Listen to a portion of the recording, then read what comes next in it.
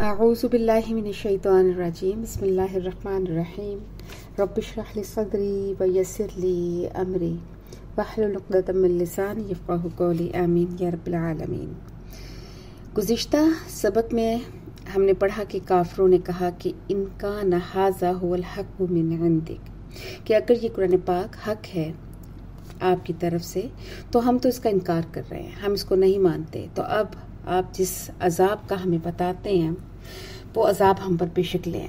کوئی بات پتھروں کی بارش ہو جائے یا جو بھی آپ عذاب لا سکتے ہیں۔ تو اس کے جواب میں اللہ پاک نے فرمایا کہ عذاب نہ آنے کی جو وجہ ہیں ان میں ایک تو یہ پچھلے سبق میں جو بیان ہوئی تھی کہ ان کے اندر اللہ کا پیغمبر موجود ہے اور پیغمبر کی موجودگی میں عذاب نہیں آتا۔ دوسرا یہ کہ وہ استغفار کرتے ہیں اور معافی مانگنے سے بھی دنیا کا عذاب ٹل جاتا ہے، ورنہ وہ اللہ کے عذاب کے مستحق ہیں۔ اب اللہ پاک فرماتے ہیں کہ وما لہم، اور کیا ہے ان کے لیے، اللہ یعذبہم اللہ، کہ اللہ ان کو سزا نہ دے، یعنی کہ کیا وجہ ہے کہ اللہ ان کو سزا نہیں دے گا۔ وہم یصدون عن المسجد الحرام، حالانکہ وہ روکتے ہیں مسجد حرام سے ان کو۔ وما کانوا اولیاءہ، اور نہیں ہے وہ مسجد حرام کے متولی۔ ان اولیاءہ الا المتقون، اور نہیں ہیں اس کے متولی مگر متقی لوگ، یعنی اس مسجد حرام پر حق صرف انہی لوگوں کا جو تقوی اختیار کرنے والے ہیں، جو شرک سے پاک ہیں، جو ایک اللہ کو ماننے والے ہیں۔ جبکہ مشرکین مکہ نے تو خانہ کعبہ کو بتوں سے بھر رکھا تھا، 360 وہاں پر بت موجود تھے، جسے اللہ پاک نے فرمایا کہ ان المساجد للہ فلا تدعوا مع اللہ احدا، کہ اللہ تعالیٰ کہتے ہیں کہ بے شک مسجدیں اللہ کا گھر ہیں اور بس تم اللہ کے ساتھ کسی کو نہ پکارو۔ تو لہٰذا مسجدوں کا متولی کبھی بھی مشرک نہیں ہو سکتے۔ ولیکن اکثرہم لا یعلمون، لیکن اکثر ان کے نہیں جانتے۔ وما کان صلاتہم، اور نہیں ہے ان کی نماز، عند البیت، بیت اللہ کے پاس، الا مکاء و تصدیہ، صرف سیٹیاں بجانا اور تالیاں بجانا۔ حضرت ابن عباس فرماتے ہیں کہ اہل مکہ کے لیے بہترین طواف وہ تھا جو برہنہ ہو کر کیا جاتا تھا، سیٹیاں بجاتے اور تالیاں بجاتے۔ اس پر یہ آیات نازل ہوئیں۔ تفسیر در منصور میں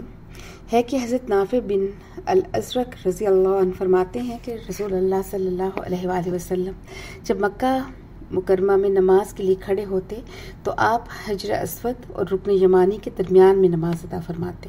تو بنی سہم کے 2 آدمی آپ کے دائیں بائیں آ کر کھڑے ہو جاتے اور دونوں میں سے ایک سیٹیاں اور دوسرا تالیاں بجاتا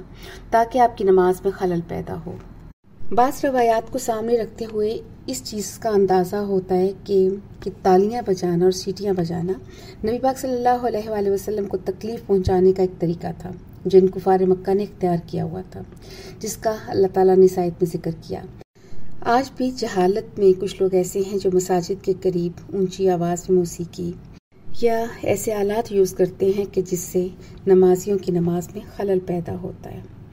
یا اس کی بہترین مثال آج کی قوالی بھی ہے کہ جس میں اللہ کا نام لیا جاتا ہے اور درباروں پر اور ایسی جگہوں پر ایسی محفلیں منعقد ہوتی ہیں اور لوگ بڑے ہی احترام کے ساتھ ان میں شامل ہوتے ہیں اور سمجھتے ہیں کہ بہت اللہ کا کام کر رہے ہیں۔ یہ لوگ بھی لاشعوری طور پر انہی مکہ کے لوگوں کی یاد تازہ کرواتے ہیں کہ جو زمانے میں اللہ اور اللہ کے رسول کی آواز کو دبانے کے لیے اس قسم کی حرکتیں کرتے تھے۔ تو پھر ان کے لیے حکم ہوگا کہ فذوقوا العذاب، پس چکھو عذاب، بما کنتم تکفرون، اس وجہ سے کہ جو تم کفر کرتے تھے۔ بدر کے معرکہ میں قریش مکہ نے بہت مال خرچ کیا، جیسے اسباب نزول اور در منصور تفسیر میں سعید بن جبیر رضی اللہ عنہ کا قول ہے کہ یہ آیت ابو سفیان بن حرب کے بارے میں نازل ہوئی۔ اس نے جنگ احد کے موقع پر 2000 حبشی کرائے پر لیے تاکہ نبی کریم کے خلاف جنگ کی جا سکے۔ اسی طرح مقاتل اور کلبی کا قول ہے کہ یہ آیت غزوہ بدر کے دن کھانے کا اہتمام کرنے والوں کے بارے میں نازل ہوئی۔ حکم بن عتیبہ کا قول ہے کہ ابو سفیان نے جنگ احد میں مشرکین پر 40 اوقیہ سونا خرچ کیا، تو اللہ پاک نے یہ آیت نازل فرمائی۔ اللہ پاک فرماتے ہیں کہ ان الذین کفروا، بے شک وہ لوگ کہ جنہوں نے کفر اختیار کیا، ینفقون اموالہم، وہ خرچ کرتے ہیں اپنے مالوں کو، لیصدوا عن سبیل اللہ، تاکہ وہ روکے لوگوں کو اللہ کے راستے سے، فسینفقونہا، اور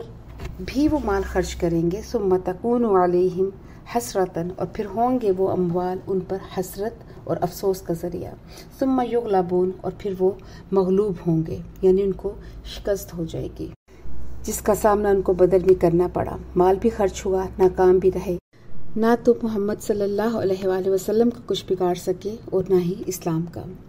اور ان کو بدترین شکست ہوئی۔ جن کافروں کو بعد میں اللہ نے ایمان کی توفیق عطا فرمائی تو انہوں نے بھی بہت افسوس کا اظہار کیا کہ ہم نے نادانی کی کہ اسلام کا مقابلہ کیا اور بے دریغ مال خرچ کیا۔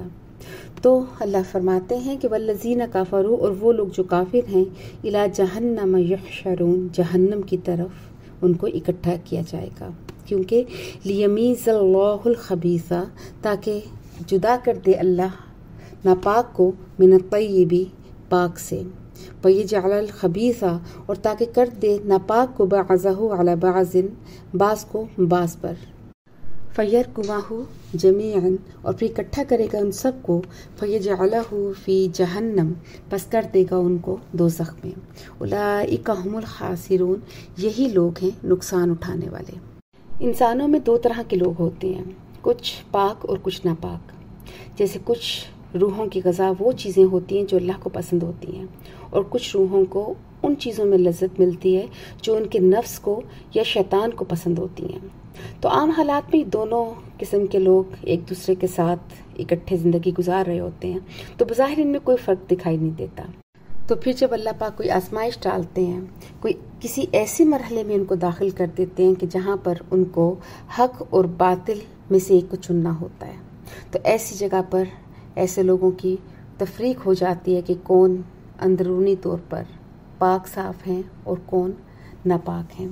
ان آزمائشوں اور تکلیفوں میں یہ کھل کر سامنے آ جاتا ہے کہ حق کے سامنے آنے پر کون فوراً اس کو مان لیتا ہے اور کون اس کا انکار کر دیتا ہے، کون دوسرے کے ساتھ معاملہ پڑنے پر انصاف کی حد تک قائم رہتا ہے اور کون بے انصافی پر اتر آتا ہے، کون اللہ کی زمین پر عاجزی کے ساتھ رہتا ہے اور کون سرکش بن کر، کون سچائی کی راہ میں اپنا مال خرچ کرتا ہے اور کون تعصب اور نمائش کی راہ میں۔ جو لوگ حق کو چھوڑ کر دوسری راہوں میں اپنی کوششیں صرف کرتے ہیں،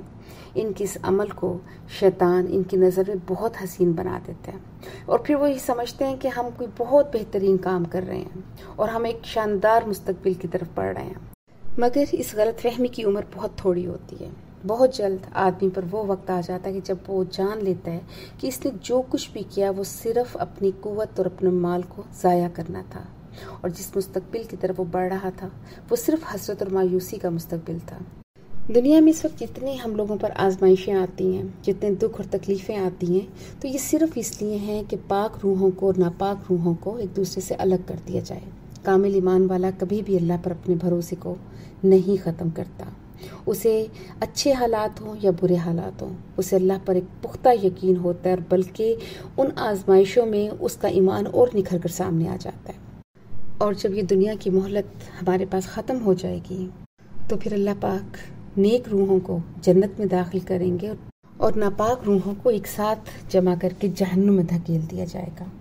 اب آگے اللہ پاک فرماتے ہیں، قل، اے نبی صلی اللہ علیہ وآلہ وسلم، کہہ دیں للذین کفروا، ان لوگوں سے جو کافر ہیں، ان ینتہوا یغفر لہم، کہ اگر وہ باز آ جائیں تو ان کو بخش دیا جائے گا، ما قد سلف، جو پہلے ہو چکا، وَإِن يَعُودُوا، اور اگر وہ لوٹ آئیں، یعنی دوبارہ اگر وہ پلٹ کر مسلمانوں کے ساتھ لڑائی کا ارادہ رکھتے ہیں، تو فقط مضت سنت الاولین، پس تحقیق گزر چکا طریقہ پہلے لوگوں کا، کہ حق کے مقابلے میں کفر کو کبھی بھی فتح نصیب نہیں ہوتی، کیونکہ اللہ تعالیٰ اپنے پیغمبروں اور مومنین کی مدد فرماتے ہیں، جیسے سورہ مومن میں ہے کہ اِنَّا لَنَنصُرُ رُسُلَنَا وَالَّذِينَ آمَنُوا، بے شک البتہ ہم مدد کرتے ہیں اپنے رسولوں کی اور ان لوگوں کی جو ایمان لائے۔ اگلی آیت میں اللہ تعالیٰ جہاد کا فلسفہ اور حکمت بیان فرما رہے ہیں کہ جہاد کا مقصد نہ تو اقتدار حاصل کرنا ہو، نہ قتل و غارت کرنا مقصود ہو اور نہ ہی یہ کہ مال غنیمت حاصل کیا جائے، بلکہ جہاد صرف اور صرف اللہ کے دین کو نافذ کرنا اور اللہ کے نام کو بلند کرنا مقصد ہو۔ فرمایا وَقَاتِلُوهُمْ حَتَّى لَا تَكُونَ، اور لڑو تم ان سے یہاں تک کہ نہ رہے فتنتن، کوئی فتنہ، وَيَكُونَ الدِّينُ، اور ہو جائے دین، كُلُّهُ لِلَّهِ، سارے کا سارا اللہ کے لیے، یعنی جزوی طور پر نہیں، مکمل اللہ کا دین نافذ ہو جائے۔ فَإِنِ انْتَهَوْا، اور پس اگر وہ باز آ جائیں، کہ اگر کفار مشرکین شرک اور فتنے سے باز آ جاتے ہیں تو فَإِنَّ اللَّهَ، پس بے شک اللہ، بِمَا يَعْمَلُونَ بَصِيرٌ، جو وہ عمل کرتے ہیں وہ ان کو دیکھ رہا ہے۔ وَإِن تَوَلَّوْا، اور اگر وہ اعراض کریں، یعنی اگر وہ تمہاری بات، مسلمانوں کی بات نہیں مانتے، تو فَاعْلَمُوا، بس تم جان لو، أَنَّ اللَّهَ، کہ بے شک اللہ، مولاکم، تمہارا آقا ہے، نعم المولا، اور وہ بہتر آقا ہے، ونعم النصیر، اور اچھا مددگار ہے۔ اس آیت میں یہ بیان ہوا کہ جب بھی کوئی شخص بہت سچے دل سے اللہ کی طرف پلٹ کر آتا ہے، اپنے گناہوں سے توبہ کرتا ہے، تو اللہ تعالیٰ اسے گزشتہ تمام گناہوں کو ایسے مٹا دیتے ہیں کہ گویا کبھی اس نے جیسے کچھ کیا ہی نہیں تھا۔ حدیث پاک کے الفاظ ہیں کہ یوم ولدت امہ، کہ وہ انسان ایسے ہوتا ہے کہ جیسے وہ آج ہی ماں کے پیٹ سے پیدا ہوا ہے، وہ ہر گناہ سے پاک ہو جاتا ہے۔ اگر وہ سچی توبہ، سچے دل کے ساتھ وہ اللہ سے رجوع کرے تو اللہ کبھی اس کو مایوس نہیں کرتے۔ لیکن اگر کوئی شخص اپنے کفر پر، اپنے گناہوں پہ ڈٹا رہتا ہے، باز نہیں آتا، تو پھر اللہ نے کہا کہ اب ان کے ساتھ جہاد کرو، اب ان کے ساتھ لڑو، یہاں تک کہ جب تک اللہ کا پورا دین غالب نہ ہو جائے۔ اور پھر اللہ نے مومنین کو تسلی دی کہ تمہیں گھبرانے کی ضرورت نہیں، کسی پریشانی کی ضرورت نہیں، کیونکہ یقین رکھو کہ اللہ مومنین کا مددگار ہوتا ہے۔ ان کے دشمنوں کے خلاف اللہ ہر محاذ پر مدد فرماتے ہیں، لیکن پختہ یقین، پکی توبہ اللہ کو مطلوب ہوتی ہے۔ تاہم جہاں تک عرب کا تعلق ہے، وہاں یہ مقصد دوہری صورت مطلوب تھا۔ یہاں شرک اور مشرکین دونوں کو ختم کرنا تھا، تاکہ حرمین کے علاقے کو ہمیشہ کے لیے خالص توحید کا مرکز بنا دیا جائے۔ رسول اللہ صلی اللہ علیہ وآلہ وسلم نے حکم دیا کہ جزیرہ عرب سے تمام مشرکین کو نکال دو۔ یہ کام رسول اللہ صلی اللہ علیہ وآلہ وسلم کے زمانے سے شروع ہوا اور حضرت عمر فاروق رضی اللہ عنہ کی خلافت کے زمانے میں اپنی تکمیل کو پہنچا، اور آج بھی جس دور میں ہم جی رہے ہیں، اب پھر وہ وقت آ چکا ہے کہ ہمیں اپنے دین کو نافذ کرنے کے لیے جدوجہد کرنی ہے، اور آج ہمیں بھی اسی نظام سے، ویسے ہی لوگوں سے واسطہ پڑھنا ہے۔ اور پھر اللہ نے ہمیں بتا دیا کہ اگر ہمیں مشکلات پیش آئیں تو ہمیں کیسا رویہ اختیار کرنا ہے۔ ہمیں اپنے صحابہ اور اپنے نبی کے سنت پہ چلتے ہوئے ان طاغوتی قوتوں سے لڑنا ہے۔ اللہ پاک ہمیں وہ طاقت، وہ کامل ایمان اور یقین عطا فرمائے کہ ہم ان طاغوتی اور دجالی طاقتوں سے ڈٹ کر مقابلہ کر سکیں اور اس زمین پر اللہ کا مکمل دین نافذ کریں۔ وآخر دعوانا ان الحمد للہ رب العالمین۔